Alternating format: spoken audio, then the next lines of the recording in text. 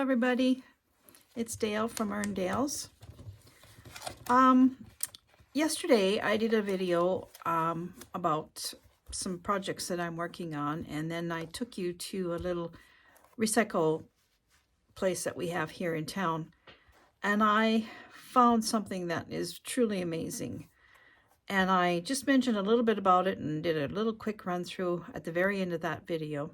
If you're interested, you can watch that one. But I thought I would come back and maybe talk about this a little bit more, because if you're a cross stitcher or an embroiderer like I am, I think this is going to be really interesting for you. So what I stumbled across was, I'll show you, this book here. And it is Chartered Folk Designs for Cross-Stitch Embroidery.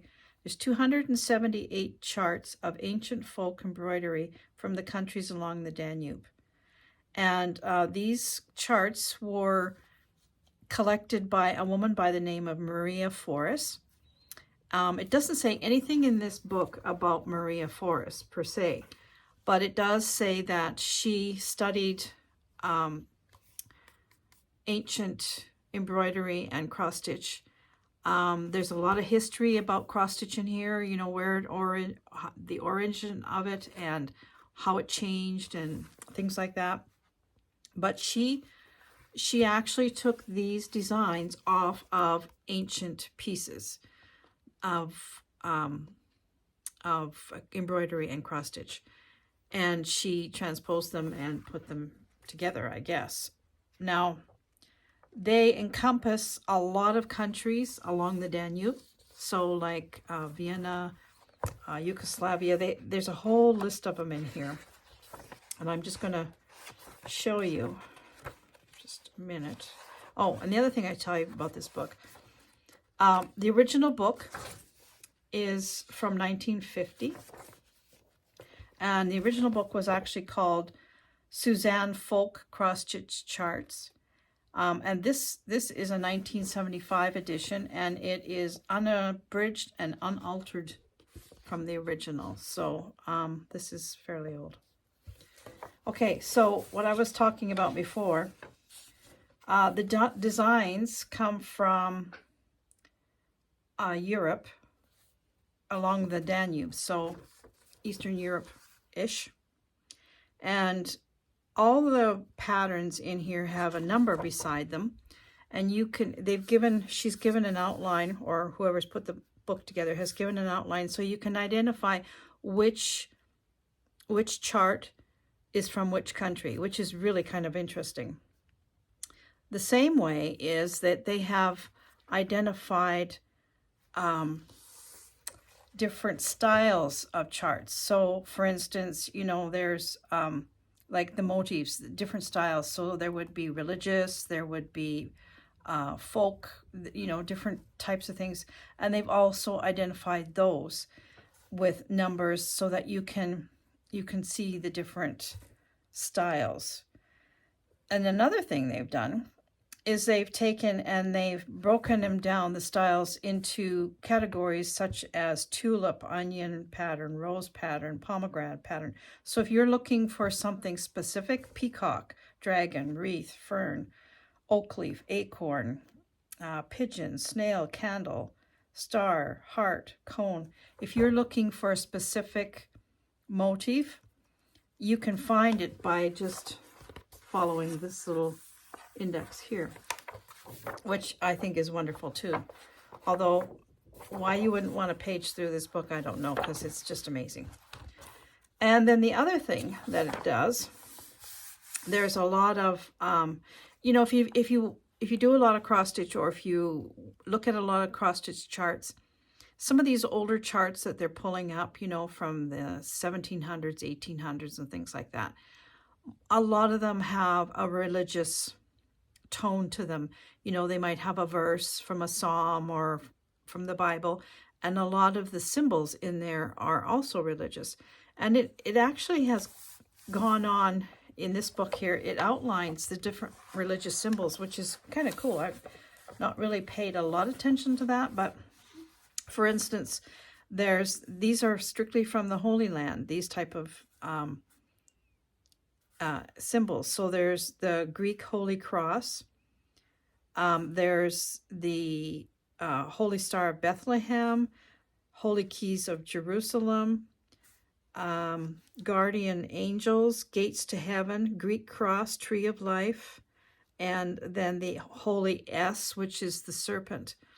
And it also now, because they've outlined all these, they put the number to correspond with the pattern in here. So if you were interested in doing the Holy Keys of Jerusalem, having that motif in your thing, you could go and you could find what it looked like in this book. The thing that I thought was kind of cool was it said in here that when it came to the religious symbol of guardian angels, they are most always transformed into a bird. So that sort of explains why some of these old patterns will, especially the religious ones, will have a bird on there. I thought that was kind of interesting. So I'm going to page through this book for you, and you can have a look at some of these. They are truly amazing, and I feel a little guilty for having this book. I feel like somebody should have this book besides me. I will definitely use some of the things in here, but this is a designer's book, really. Anybody who is designing could use this book so much more than I. I'm going to keep it for a while, maybe a year, maybe two, I don't know. But eventually I'm going to pass it on because, as you will see, it is very detailed and it is absolutely full of gorgeous, gorgeous designs. So let's have a look at this now.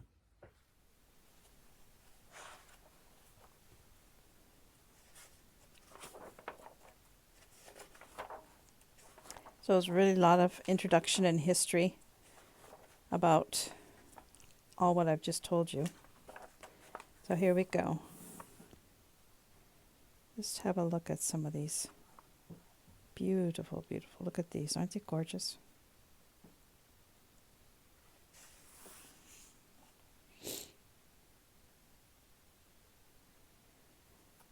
So I could see where these here, I'm just going to change what I was going to say for a minute. These they have outlined with the number system here as being the guardian angels. So as you can see, there's a lot of birds.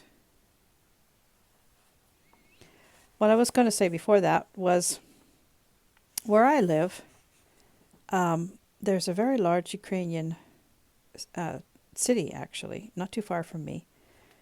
And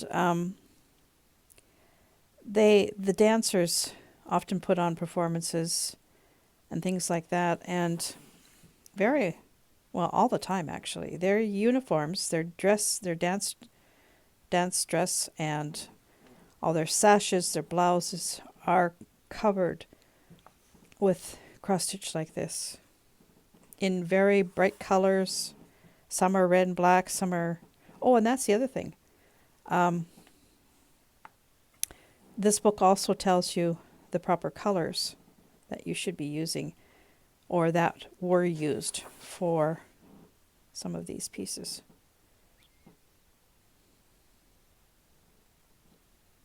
So the colors are, as you would imagine, red and black.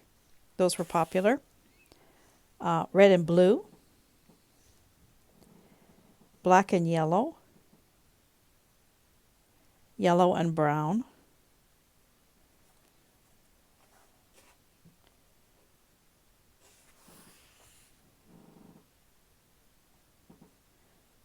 these are just stunning, absolutely stunning.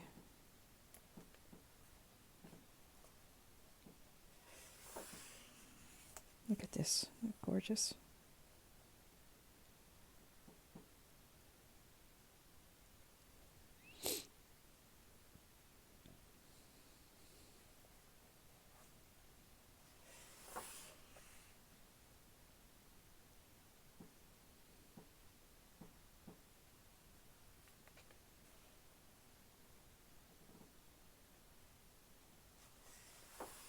Excuse my squeaky floor. This is, I looked this one up. This is 1, 2, 3, 4, 5, the 5 gates of heaven. That's what this one is. Quite interesting. This probably would be tulips here. Excuse my squeaky floor. I'm trying to move where it won't squeak. More tulips.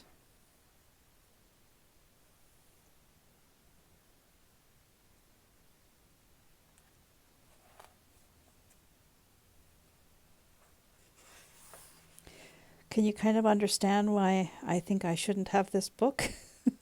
Why somebody who is doing a lot of design work could better utilize this and incorporate some of these into their pieces.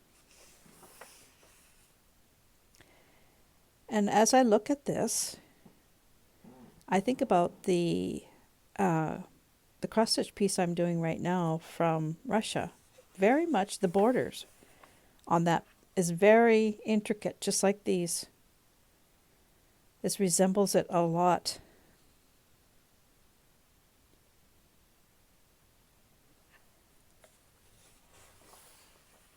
I love this. I absolutely love this. I love it all. I would be very hard-pressed to pick a favorite out of this book, I tell you.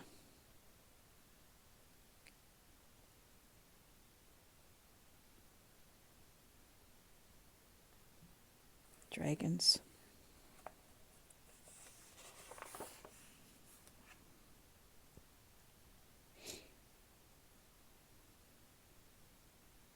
Is this not stunning?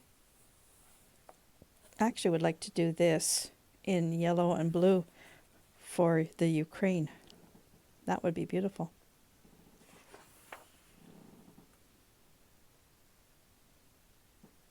This is gorgeous.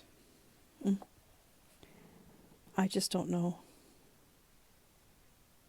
Can you imagine charting all these? You know, from old pieces. In the description or in the introduction there was they were saying, you know, about historical cross stitch. Apparently, prior to the 14th century, some cross stitch was done with human hair. Oh, that must be amazing. And then how do you follow that and make designs like this from something that was stitched with human hair? I can't imagine it. I really can't. This is lovely.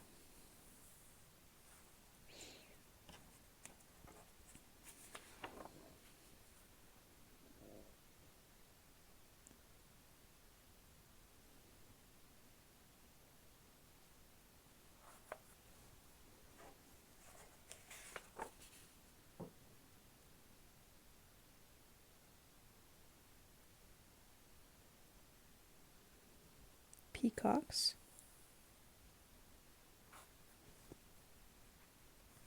And peacock feathers, maybe?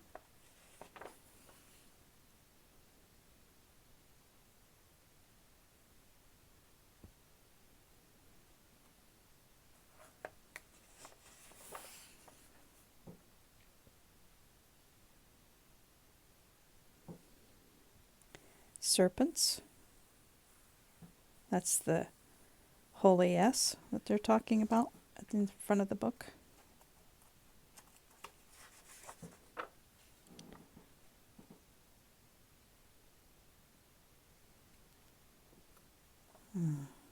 Just amazing.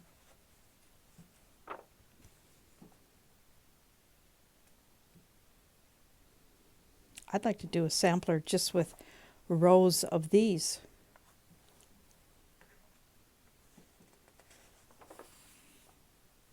Rabbits.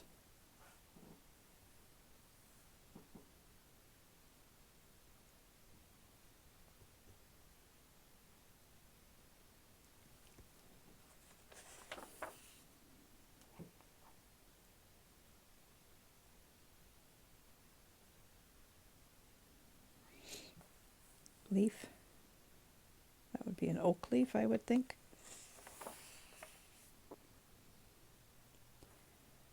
Birds, flying birds, butterflies.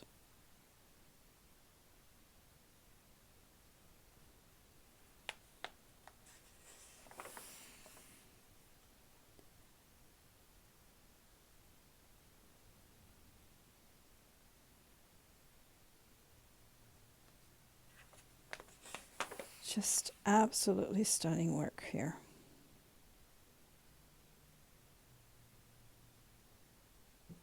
This is beautiful. It's all beautiful.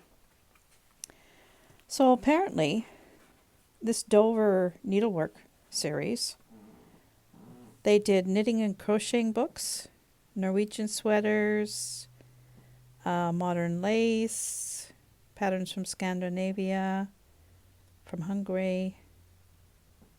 And they have quilt and patchwork applique books. I wouldn't mind trying to find some more of these books because they're very detailed. And then there's weaving, dyeing.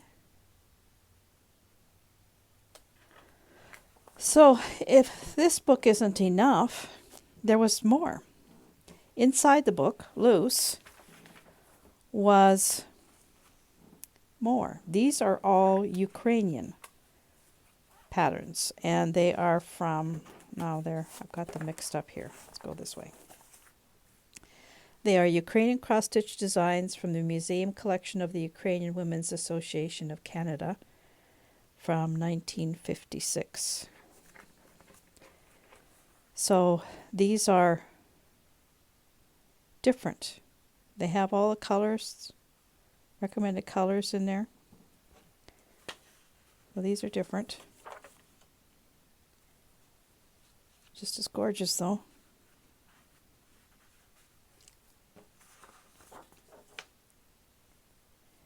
This would be nice with the butterflies. That would be nice to do in that blue and yellow for the Ukraine. I'm going to do something for the Ukraine with something in these books or these patterns. How could I not?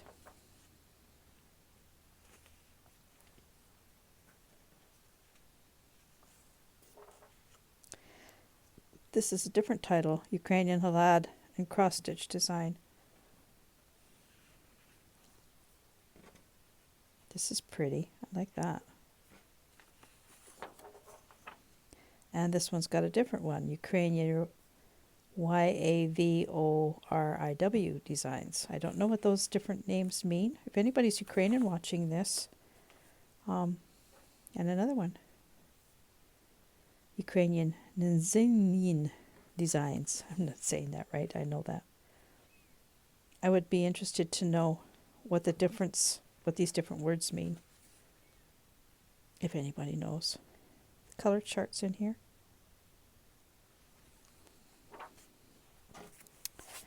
And then these ones are not, I'll have to do these different. These are actually in Ukrainian. I would imagine that's what this is. Yeah, in Ukrainian embroidery designs.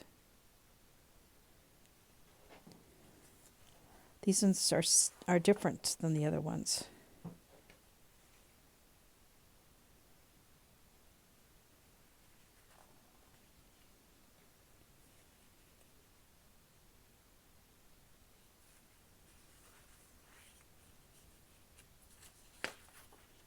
Look at this. Unbelievable. This one must have been from a magazine because there's a picture of a nurse holding up a baby in a window, maybe a hospital window.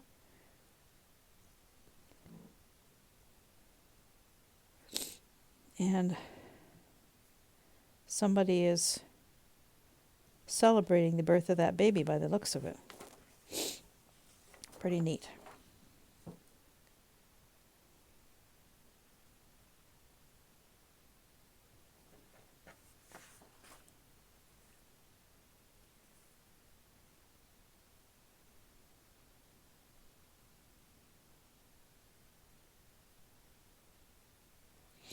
So that's the bonus from that book.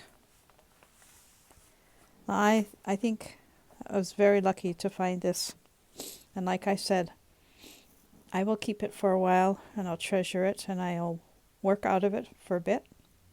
If I was a designer, I would be over the moon with some of these beautiful designs.